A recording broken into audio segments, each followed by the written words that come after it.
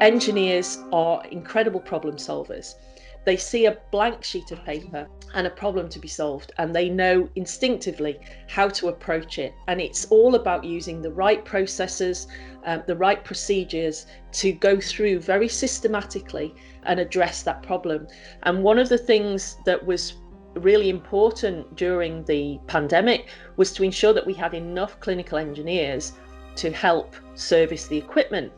So one of the things that we looked at was rapidly retraining some of the healthcare scientists from the other fields to help with clinical engineering. In total, 1,084 volunteer engineers were recruited to set up and support not just specially constructed hospitals, such as the Nightingale Hospitals, which were established around Britain in large existing arenas and venues, but also at hospitals across the UK that had to quickly adapt to the increase of ICU patients. Becky Kay was one of those volunteers. We've got well over 150 volunteers in total to come and train at the Nightingale. I think we put about 60 people through training in total. Our primary function was to interface between medical and nursing staff and the whole host of equipment that there was available at the Nightingale.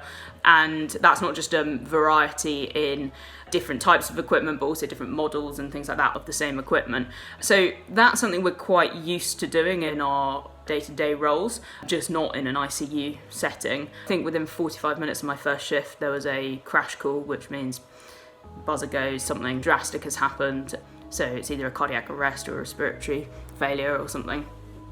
So that was obviously completely shocking. You get about 20, 30 clinicians race over. I mean, people are literally running with oxygen canisters and stuff so that was a bit of a baptism of fire. And then, I don't know, in my normal job, I obviously don't come across very, very sick people. And these people are very, very, very sick. And it seems to be very indiscriminate. So all these people are, very healthy, and they've got their message boards up with their messages from their family, the pictures of their kids who are sometimes young children.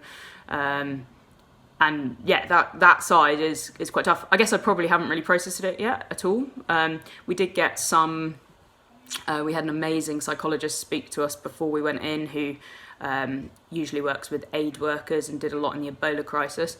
And her main messages were it's okay to not be okay, and everyone just will process this in their own ways and just look out for each other, kind of thing, which, although it sounds really simple, I guess in normal work it's not that acceptable to show your vulnerability, or it's not that helpful to show your vulnerability, but this was definitely an environment where everyone is going to be seeing stuff for the first time and responding to stuff for the first time. And in some cases, actually bad things happen when you're physically stood by the bedside. You might have just been talking to the doctor about the ventilation parameters or something, and then something bad will happen, and it usually isn't even a consequence of what's actually around. It's just how unstable these patients are. And so that's definitely a very different and very real experience, and you don't usually get that sort of feedback from your work, I guess. I think one thing that's probably come out of it from a clinical engineering perspective is that I think we weren't probably the first staff group that people thought of as a necessary staff group to help out. I think it's really highlighted that engineers are not just people who sit in backrooms and basements with equipment or sort of nerdy software packages, or spend 5 years designing a tiny part that goes into a massive machine.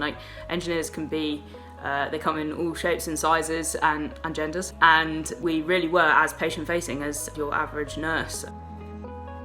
We have a responsibility the same as doctors or nurses to do no harm, and to make sure that where technology is used, it's used in the right way, for the right reasons, and to ensure that society is well looked after.